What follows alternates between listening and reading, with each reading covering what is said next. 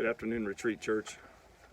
Bringing you a midweek devotional again this week, and I think that one of the last words that you want to hear during this time is the word wait. Feels like maybe you've been waiting for things to open back up, for life to get back to what we would call normal. But I want to talk to you guys today about that word wait. I think that we're told a lot of times in the Bible to wait on God. What does that really mean, wait on God? I know that part of waiting is consenting to be where you really are, thinking about where you want to be as opposed to where you really are, where you think you should be opposed to where you really are. I think real waiting is consenting to where you really are. And a lot of scriptures call us to wait on God, and I want to read to you a few of them today. And I know that there's some background noise today, but that's the world, right? The world we live in, there's noise in the world, and we wait among noise is one of the things, so bear with me today. But I just want to read to you a couple of scriptures concerning waiting, and let those scriptures minister to your heart. David in Psalm 25 verse 5 says, "For thee I wait all day long."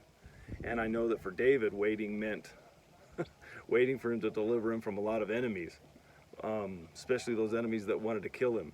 And so David didn't take matters into his own hands. When he had opportunity on more than one occasion to remove his enemy, he said that he was not going to touch God's anointed, that he wasn't going to do God's job for him. And so he waited. He also said in Psalm 130 verse 6, "My soul waits for the Lord more than watchmen in the morning." My soul waits for the Lord more than watchmen in the morning. The prophet Hosea says this, "Wait continually for your God." Not just momentarily, not just when it's comfortable, not just when things are going your way, but wait continually.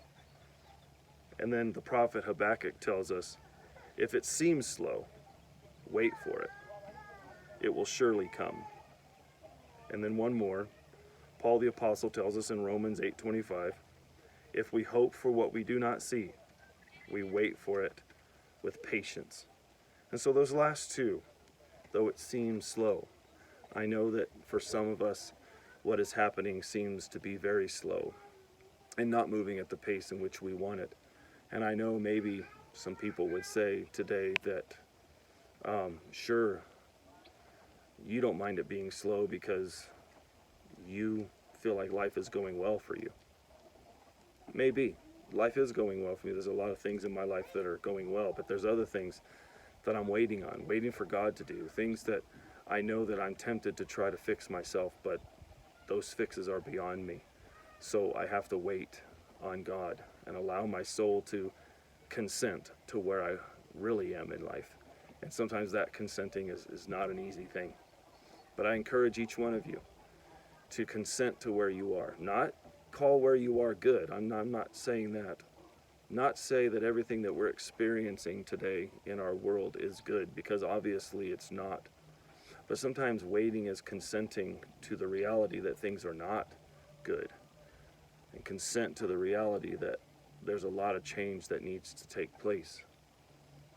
But also consenting that if we do not wait, the alternative is to be impatient, which usually causes more trouble than solutions. The temptation to to avoid waiting is the temptation to act without all the information, to act without all the facts, to act rashly, to act selfishly, to be in a position where we're acting out of our own emotions, where we're trying to meet our own needs independent of our Creator. And so I challenge you today, amidst all of the chaos and the grumbling and the blaming and the complaining, I ask you to wait on God. I ask you to look to the scriptures and gain insight into what's taking place in our world. I ask you to listen more than speaking. I ask you to watch the things that are around you. And I ask you as Christian people to view the things that are going on in our world today through the lens of our Bible. Ask God to reveal to you in Scripture how to handle these things and how to walk carefully with your neighbors, how to walk carefully with your family members. How are we truly to be Christian in this day?